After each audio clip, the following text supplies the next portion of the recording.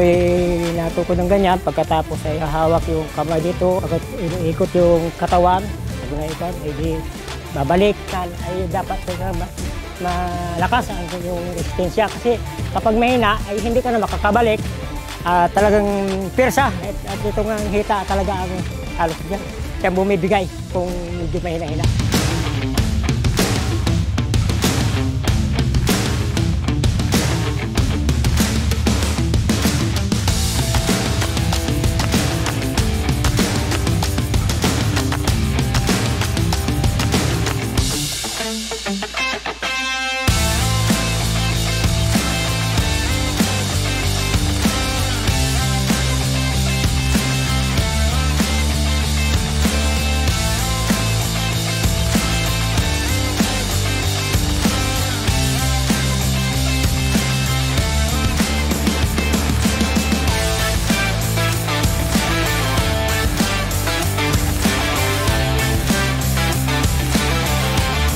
Gawa po nung mga napapanood ko po sa mga pelikula, kaya sinusundan ko kung paano nila ginagawa, yun din ang aking ginagawa.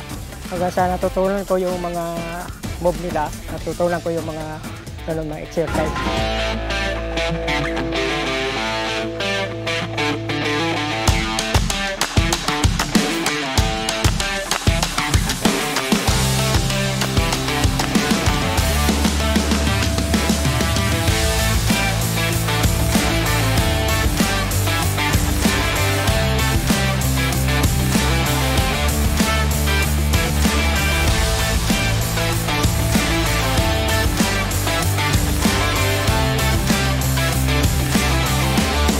Malimit kami dito sa mga gulay lang at saka prutas kasi dito sa amin ay napakamahal naman ang mga isda, karne.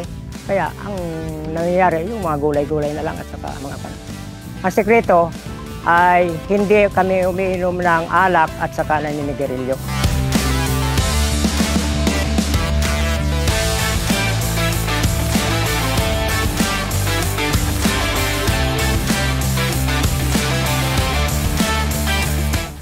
Dahil sa pag-exercise, ay din parang yung mga katawan ko ay medyo lumalakas, gawa ng pinapawisan para lumabas yung mga toxin sa katawan.